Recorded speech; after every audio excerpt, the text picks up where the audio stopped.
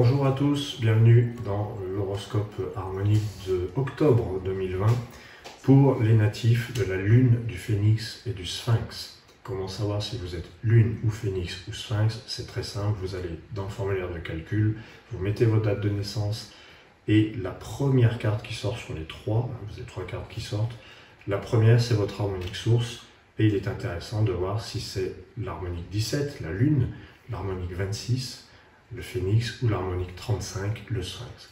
Si une de ces trois cartes sort en deuxième ou en troisième, ça fonctionne aussi. Le message est pour vous.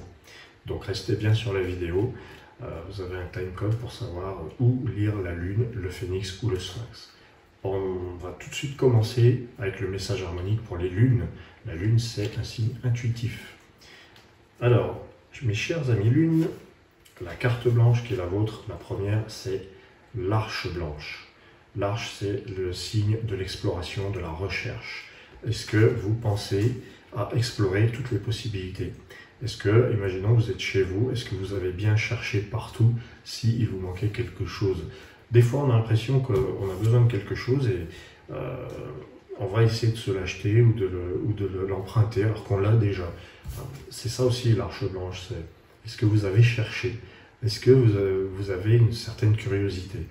Ça peut être ça. C'est aussi la quête de l'espace, occuper son espace et sa place. L'arche, c'est donc en fait l'explorateur.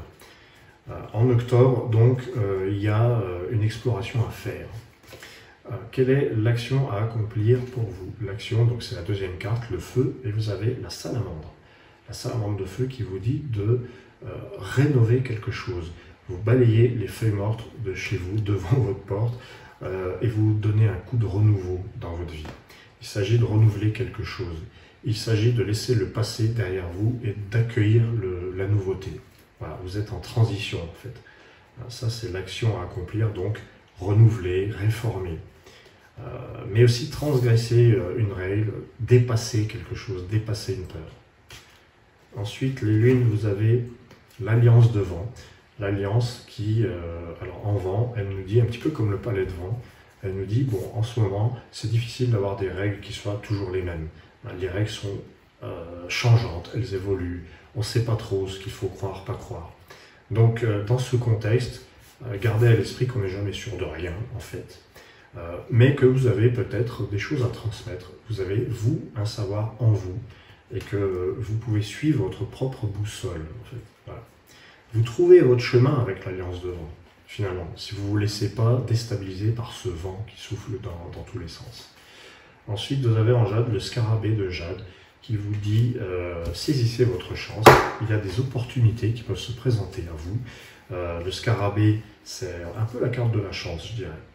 La carte de l'opportunité, la carte de il y a tout un cosmos autour de vous qui s'agite et on peut trouver tout ce qu'on veut en fait. C'est comme cette idée que l'univers recèle de tout, y compris de ce qu'on désire au plus profond de nous. L'univers nous répond. Communiquez avec l'univers, j'ai envie de vous dire. Demandez à l'univers, il vous répondra. Si vous ne savez pas où vous en êtes, parce qu'il y a cette idée aussi avec l'alliance de vent. Une espèce de recherche. Il y a un ras-le-bol chez vous, je pense, les lunes. Alors, votre cinquième carte, c'est le feu d'ambre. Ça, c'est c'est la passion, le feu d'ambre. L'ambre, c'est le cœur, et le feu, c'est l'énergie du cœur. Alors, la passion ou les émotions. En ce moment, les émotions nous travaillent un peu tous, et du coup, peut-être que vous pouvez transformer ça, vous pouvez le rééquilibrer. Peut-être en ne prenant pas trop à cœur les choses. Le feu d'ambre, c'est ça, ne prenez pas tout à cœur. Sinon, vous allez être blessé un petit peu à longueur de temps. Là, on vous dit, peut-être réfléchissez avant d'écouter les émotions, peut-être faites preuve d'un peu de détachement et de prise de hauteur. Voilà. C'est ça, l'arche. C'est mettez une distance. C'est exactement ça. Voilà donc pour les lunes. On enchaîne avec nos amis les phénix, deuxième harmonique du principe 8, l'harmonique 26.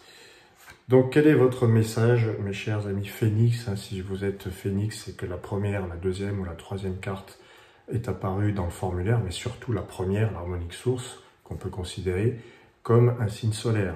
Donc les phénix, vous avez l'alphabet blanc qui vous dit eh bien tiens, vous êtes face à une nouvelle organisation de votre vie où il vous faut créer cette nouvelle organisation. N'ayez pas peur de déplacer, restructurer, reconstruire votre vie, vos pensées, vos priorités. Voilà, l'alphabet blanc, c'est mon organisation est différente. Je n'ai plus cette étagère à disposition, j'en ai une autre, elle n'a pas du tout la même forme, je ne peux plus y mettre les mêmes choses, il faut que j'en enlève, il faut que j'en remette, etc. C'est l'organisation. Voilà, octobre, organisez-vous. Ensuite, vous avez en maison 2, ce que j'appelle la maison 2, la deuxième carte, c'est la carte de feu, et vous avez l'empreinte de feu. Vous marquez donc votre passage avec l'empreinte de feu. Il s'agit de vous recentrer vers un objectif et vous allez y mettre votre énergie. Vous allez mettre votre énergie vers un seul but. Il sera tellement précis, il sera tellement passionnant que grâce à l'empreinte, vous allez vous y tenir. C'est ça, parce que le phénix aime bien, il a besoin de renouveau. Et là, peut-être que vous n'aurez pas besoin de vous renouveler comme un phénix le fait fréquemment ou un ascendant phénix. Il y a, à un moment donné, il faut se poser la question de comment renouveler en étant toujours sur la même ligne de conduite. Vous avez en vent la voix des anges devant qui nous dit que, alors la voix des anges, c'est vraiment la communication. Là, c'est fluide, la communication est fluide, les informations sont claires, elles se baladent, ça va, ça vient. Tout ce que vous voudrez apprendre, vous l'apprendrez, et tout ce que vous voudrez transmettre, vous le transmettrez. Il y a vraiment, la communication est forte pour vous, les phénix, en octobre, avec la voix des anges devant. Alors, il ne s'agit pas de dire du vent, c'est un petit peu ça aussi. Et vous avez encore un arcane majeur en maison 4, le corps du monde de Jade. Alors là, c'est l'immensité des possibilités que vous pourrez voir se manifester au quotidien. Votre quotidien va vous paraître plus grand, vous allez avoir plus de place, justement, puisque vous saurez vous organiser. Et il y a un sentiment de liberté dans le corps du monde de Jade. Un sentiment de place, de grande place. Voilà. Ça me donne envie de respirer un grand coup, parce que le monde de Jade, c'est vraiment comme si, ah bah ça y est, enfin, on va pouvoir s'exprimer. Voilà, et puis en 5, les phénix, vous aurez la couronne d'ambre. La couronne d'ambre, c'est l'estime de soi. Vous retrouvez l'estime de vous, votre plumage retrouve sa brillance, son rayonnement. La couronne, c'est le respect de soi aussi, par respect pour vous-même. Vous allez dans la bonne direction, et puis parce que l'empreinte de feu vous dit, allez-y, c'est par là. C'est pas dans plusieurs chemins en même temps, c'est par ici. Il y a juste un chemin. Voilà.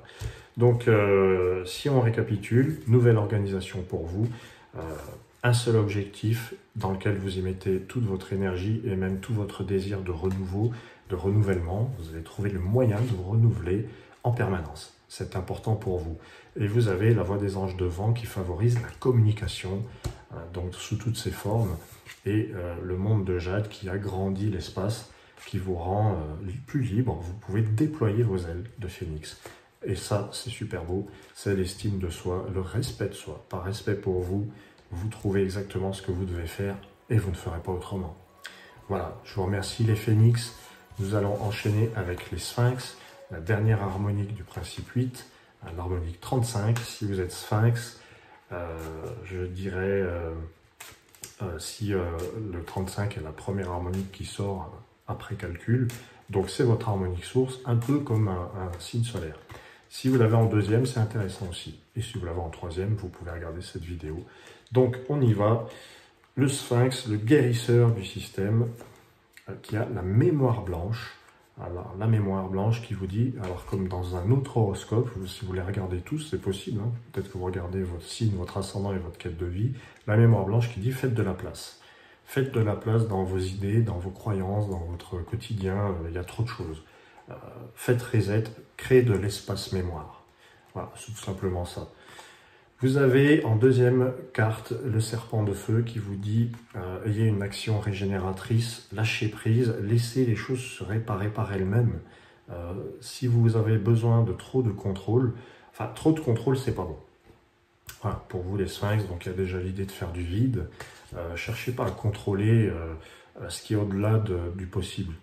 Le serpent vous dit, rappelez-vous qu'il y a une grande partie de l'univers qui est invisible et qu'il y a une grande partie des choses qu'on ne sait pas. Voilà. Laissez la place à l'invisible. Vous verrez et vous irez beaucoup mieux si d'aventure vous alliez mal. Hein. Ensuite, vous avez le messager de vent qui va favoriser la communication, les échanges pour octobre. Donc des nouvelles, des bonnes nouvelles, des signatures, peut-être des papiers importants avec le messager de vent. Et puis donner un sens. Vous allez pouvoir donner un sens à vos idées, à vos projets. Vous allez vous dire, voilà, ça va servir à ça. Ce que je fais va servir à ça. Sinon, on est dans le messager de vent mal vécu, c'est-à-dire les paroles un petit peu en l'air, un peu superficielles. On dit des choses, mais on peut rien en faire en fait. Voilà. Mais je vous souhaite en octobre de trouver le sens de ce que vous voulez faire. Et vous avez l'équinoxe de Jade qui parle de positionnement, peut-être même de contrat. Le mot contrat peut être intéressant pour vous les sphinx. Un contrat, accord, même si c'est un accord, même si c'est un contrat moral. L'équinoxe de Jade vous permet de vous positionner, il rééquilibre. Et il y a un équilibre qui se fait au quotidien. Vous trouvez votre équilibre. Et enfin, la dernière, c'est la lune d'ambre qui vous inspire, qui vous donne des visions, qui vous donne de l'inspiration et qui vous rappelle que c'est bien aussi de se faire du bien, d'être dans la douceur, de donner de la magie. Il y a beaucoup de magie dans votre tirage. Il y a le serpent de feu et il y a la lune d'ambre qui vous dit pensez un petit peu à laisser la magie opérer.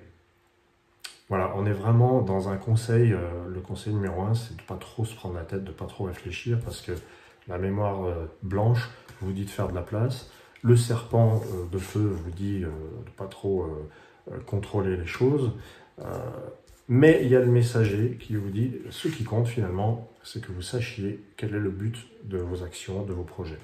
Et puis il y a donc un accord, une signature, un contrat qui peut se faire pour les sphinx, et là on a la lune d'ambre.